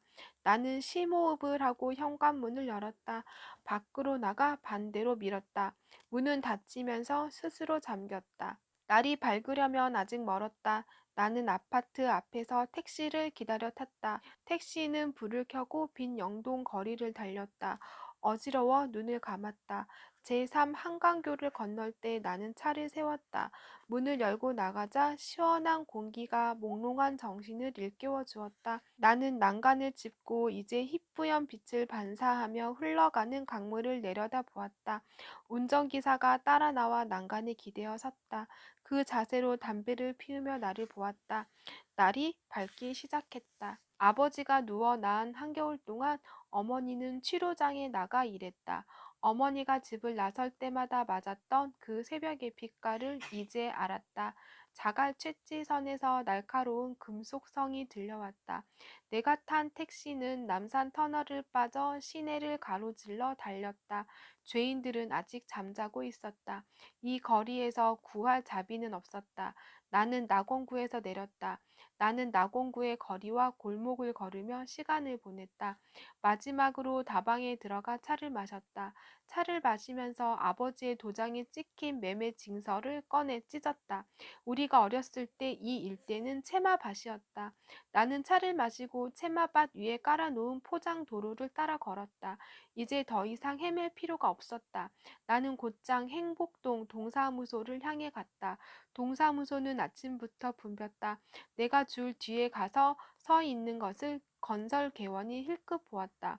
그는 일을 하다 말고 나를 뚫어지게 보았다. 난징이 딸 아니야? 직원들이 수군거리는 소리가 나에게까지 들렸다. 나는 똑바로 서서 차례를 기다렸다. 도장 찍는 소리, 표찰 떨어지는 소리, 웃음소리가 들렸다. 나는 우리 집 표차를 꺼내 들었다. 어머니가 남긴 식칼 자국이 손끝에 느껴졌다. 나의 차례가 되었다. 어쩐 일이지? 건설 개원이 물었다. 집이 이사간 건 알아? 네, 나는 말했다. 철거 확인증이 필요해서 왔어요. 철거 확인증은 왜? 그가 알 수 없다는 표정을 지었다. 입주권을 팔았잖아. 팔아버리고 무슨 필요로 그러는 거야? 그 세단차 사나이가 사갔지. 옆 사나이가 말했다. 나는 몇 초 동안 가만히 서 있었다. 아저씨는 어느 편이에요? 내가 말했다. 아파트에 들어가야 할 사람은 저희예요. 개원이 옆 사나이를 보았다.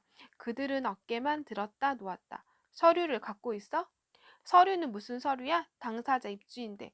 계고장과 표찰만 있으면 돼. 그걸 갖고 있다면 우리가 할 말은 없어. 여기 있어요. 나는 표찰과 철거 계고장을 내주었다. 두 사람이 그것을 받아 대장과 비교해 보았다. 옆 사나이가 표찰을 큰 통에 던져 넣었다. 그 안에 많은 표찰이 들어 있었다. 우리 표찰이 가벼운 생철 소리를 내며 그것들 위에 떨어졌다. 건설 개원이 용지를 내주었다. 나는 거기에 써 넣었다. 아버지의 이름, 주민등록번호, 생년월일, 무허가 건물 발생 연도를 써 넣으며 나는 손을 떨었다. 글씨가 제대로 써지지 않았다. 몸이 약해져서 그래. 나는 생각했다. 큰오빠의 말대로 나는 어렸을 때부터 잘 울었다. 눈물이 앞을 가려 잠시 멈추었다가 썼다. 철개 확인원을 건설 개원 앞으로 밀어 넣었다. 철거 일시를 모르겠어요. 내가 말했다. 개원은 나를 빤히 쳐다보며 물었다. 어디 가 있었어? 나는 말하지 않았다. 그는 1970 몇 년 10월 1일이라고 써 넣었다. 이사 간 것도 모르지? 네. 아무 이야기도 못 들었어? 나는 다리에 힘까지 빠지는 것을 느끼며 책상 모서리를 짚고 섰다. 옆 사나이가 건설 개원을 쿡 찔렀다. 개원은 위 사실을 확인함. 옆에 작은 도장을 찍고 그것을 안쪽 사무장에게 넘겼다. 나는 줄 밖으로 나서며 이마를 짚었다. 가벼운 미열이 전신에 일었다. 안쪽에서 사무장이 일어서며 나를 손짓해 불렀다. 그는 행복 제1동장 위에 직인을 찍었다. 그것을 내주기 전에 나를 창가로 데리고 갔다. 사무장은 큰 길 건너 포도밭 아래 동네를 가리켰다. 위에서 세 번째 집이야. 그가 말했다. 그댁 아주머니를 찾아가. 윤신의 아주머니. 전부터 아버지를 잘 아시는 분이야. 하루에도 몇 번씩 여기까지 오셨었어. 너를 찾느라고. 저도 전에 뵌 적이 있어요. 내가 말했다. 구청에 들렀다 주택 공사로 가야 돼요. 일을 끝내고 갈게요. 그 아주머니가 다 말씀해 주실 거다. 사무장이 말했다. 친절하신 아주머니야. 고맙습니다. 인사를 남기고 밖으로 나왔다. 사무장과 이야기하는 동안 직원들이 나를 보고 있었다. 그들은 무언가 나에게 말하고 싶어 했다. 잠시도 그곳에 서 있을 수 없었다. 큰 길로 나가 택시를 잡았다. 슈퍼마켓 앞을 지날 때 빵집이 보였다. 다른 아이들이 내가 했던 일을 하고 있었다. 거기서 고개를 돌렸다면 우리 동네를 한눈에 볼 수 있었을 것이다. 나는 참았다. 차마 고개를 돌려 볼 수 없었다. 구청 일은 좀 쉽게 끝났다. 나는 주택과로 가서 철거 확인증을 내주고 입주 신청을 했다. 구청 층계를 내려오면서 심한 어지러움을 느꼈다. 몇 년을 밖에서 산 것 같았다. 그가 나를 더욱 약하게 만들었다. 나는 집을 나온 다음 편한 잠을 이루어 본 적이 없다. 나는 모태에서뿐만 아니라 출생 후에도 충분한 영양을 공급받지 못했다. 집을 나온 다음 그와 대한 식탁은 늘 풍성했다. 그 영향은 축적이 되지 않았다. 내가 받는 정신적 압박 때문만은 아니었다. 나에게 맛있는 음식을 제공한 그가 거기서 취한 열량을 다시 빼앗아갔다. 마지막 밤을 꼬박 세운 것도 영향을 주었다. 아무데나 눕고 싶은 생각뿐이었다. 빨리 일을 끝내고 시내 아주머니를 찾아가야지. 그 아주머니가 나를 식구들 옆으로 보내줄 것이다. 나는 새벽에 왔던 길을 되밟아 갔다. 남산 터널을 빠져 제3 한강교를 건넜다. 벌판에 서 있는 그의 아파트가 보였다. 나는 가방을 열고 안에 들어있던 그의 칼을 만져보았다. 상아로 만든 칼자루 윗부분에 작은 구슬만한 쇠가 붙어 있었다. 그것을 누르면 칼날이 튀어나온다는 것을 나는 알고 있었다. 주택공사 입구에서 차를 세웠다. 많은 사람들이 공사 정문을 향해 걸어갔다. 나는 서둘러 그들 속으로 들어갔다. 가만히 서 있어도 앞으로 밀려갔다. 나는 사람들에게 밀려 마당 안으로 들어갔다. 하얀 건물이 햇빛에 반사해 눈이 부셨다. 잔칫날 같았다. 몇 군데에 차일까지 쳐져 있었다. 나는 신청 용지를 타는 곳에 가 섰다. 차례가 되자 직원이 임대 신청서의 내용을 쭉 읽었다. 그 임대 조건 중에 신청자와 입주자는 동일인이어야 하며 제3자에게 전대하거나 임차권을 채권의 담보로 제공할 수 없음이라는 것도 있었다. 죽어버린 조문이었다. 그 조문이 든 신청서에 아버지의 이름, 주소, 전화번호를 적어 넣었다. 다시 손이 떨렸다. 다리에 힘도 빠져 주저앉을 것 같았다. 신청서를 써가지고 다음 줄에 가 섰다. 내가 선 줄에 재개발 지구의 주민은 나밖에 없었다. 그런데도 줄 앞 책상의 직원은 모든 사람들에게 묻고 있었다. 산 거죠? 알면서 묻고 있었다. 사람들은 그 물음에 얼른 대답하지 못했다. 산 거죠? 그 직원이 나에게도 물었다. 네, 샀어요. 아프지만 않았다면 나는 대답했을 것이다. 불친절하고 기분 나쁜 사나이였다. 나는 아팠다. 나는 아무 말도 하지 않았다. 그 직원은 신청 용지, 시접수증, 주민등록 등본을 철바기로 눌렀다. 그 위에 접수 도장을 꾹 찍었다. 그것을 받아 돌아서다 말고 나는 몸을 숨겼다. 줄 반대쪽으로 들어가 건물 바로 앞쪽을 살폈다. 바로 그가 그의 승용차 앞에 서 있었다. 그는 건강한 몸으로 서 있었다. 나는 아픈 몸을 숨기고 그가 나가기를 기다렸다. 그와 마주친다면 나는 그를 죽일 생각이었다. 그는 아직까지 한 번도 죽음에 대해 생각해 본 적이 없을 것이다. 인간이 갖는 고통에 대해서는 그는 아는 것이 없다. 절망에 대해서도 모를 것이다. 빈 식기들이 막 부딪히는 소리, 손과 발, 무릎, 그리고 이가 추위에 견디지 못해 막 부딪히는 소리를 그는 들어본 적이 없을 것이다. 그가 원할 때마다 알몸으로 그를 받아들이며 삼킨 나의 신음소리도 듣지 못했을 것이다. 그는 벌겋게 달군 쇠로 인간에게 낙인을 찍는 사람들 편이었다. 나는 가방을 열어 칼을 만져보았다. 그가 손을 흔드는 것이 보였다. 건물 안에서 한 사나이가 나왔다. 그가 사나이를 맞아 악수하고 함께 차 안으로 들어갔다. 그의 승용차는 사람들을 옆으로 밀치면서 주택공사 마당으로 나갔다. 눈물이 또 나의 눈에 내배었다. 그는 가진 것이 너무 많았다. 나는 사람들을 따라 업무과로 들어갔다. 그 안에서도 줄을 섰다.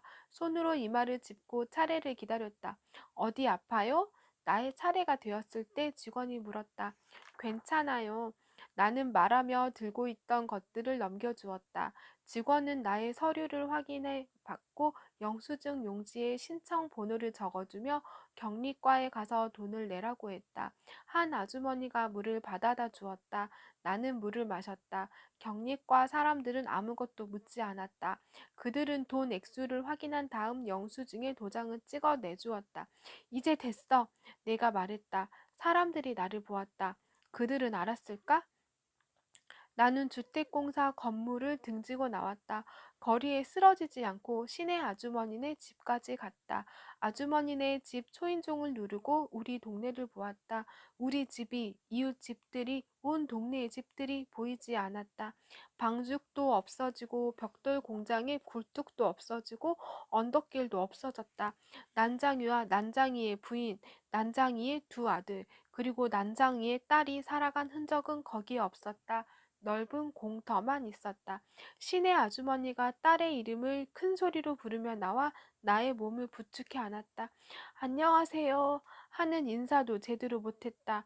시내 아주머니는 전에도 다친 아버지를 이렇게 부축해 안아 일으켰었다. 아주머니와 아주머니의 딸이 나를 방으로 안아다 눕혔다. 딸이 물수건을 해오고 아주머니는 나의 옷을 풀어헤쳤다. 아주머니는 어머니처럼 나에게 해주었다. 물수건으로 얼굴을 닦아주고 손과 발을 닦아주고 푹신한 이불을 내려 덮어주었다. 고맙습니다, 아주머니. 내가 말했다. 나는 겨우 눈을 떴다. 자, 아무 말도 하지 마라. 아주머니가 말했다. 의사 선생님을 모셔오마. 오늘은 아무 얘기도 하지 말자. 괜찮아요. 내가 말했다. 저절로 눈이 감겼다. 잠을 못 잤을 뿐이에요. 잠이 와서 그래요. 그럼 잠을 자라. 한숨 푹 자. 빼앗겼던 걸 찾아왔어요. 잘했다. 수소까지 끝냈어요. 잘했어. 이사간 데를 아시죠? 알잖고 사무장님을 만났어요. 잠이 들 듯 말 듯한 상태에서 나는 말했다. 아주머니가 다 말씀해 주실 거라고 했어요. 다른 말은 없었지? 무슨 일이 있었어요? 한참 자고 나서 우리 얘기하자. 말씀을 듣기 전엔 못 잘 것 같아요. 내가 다시 눈을 떴다. 아주머니의 딸이 마루로 나갔다. 이내 대문 소리가 들렸다. 병원으로 의사를 데리러 가는 길이었다. 아주머니가 말했다. 내가 집을 나가고 식구들이 얼마나 찾았는지 아니? 이 방 창문에서도 보이지? 어머니가 헐린 집터에 서 계셨단다. 너는 둘째치곤 이번엔 아버지가 어딜 가셨는지 모르게 됐었단다. 성남으로 가야 하는데 아버지가 안 계셨어. 길게 얘기를 해 뭘 하겠니? 아버지는 돌아가셨어. 벽돌 공장 굴뚝을 허는 날 알았단다. 굴뚝 속으로 떨어져 돌아가신 아버지를 철거반 사람들이 발견했어. 그런데 나는 일어날 수가 없었다. 눈을 감은 채 가만히 누워 있었다. 다친 벌레처럼 모로 누워 있었다. 숨을 쉴 수 없었다. 나는 두 손으로 가슴을 쳤다. 헐린 집 앞에 아버지가 서 있었다. 아버지는 키가 작았다. 어머니가 다친 아버지를 업고 골목을 돌아 들어왔다. 아버지의 몸에서 피가 뚝뚝 흘렀다. 내가 큰 소리로 오빠들을 불렀다. 오빠들이 뛰어나왔다. 우리들은 마당에 서서 하늘을 쳐다보았다. 까만 쇠공이 머리 위 하늘을 일직선으로 가르며 날아갔다. 까만 쇠공이 머리 위 하늘을 일직선으로 가르며 날아갔다. 아버지가 벽돌 공장 굴뚝 위에 서서 손을 들어 보였다. 어머니가 조각마루 끝에 밥상을 올려놓았다. 의사가 대문을 들어서는 소리가 들렸다. 아주머니가 나의 손을 잡았다. 으아 하는 울음이 나와 나의 목을 타고 흘렀다. 울지마 영희야. 큰오빠가 말했다. 제발 울지마 누가 듣겠어. 나는 울음을 그칠 수 없었다. 큰오빠는 화도 안 나? 그치라니까. 아버지를 난장이라고 부리는 악당은 죽여버려. 그래 죽여버릴게. 꼭 죽여. 그래 꼭. 꼭.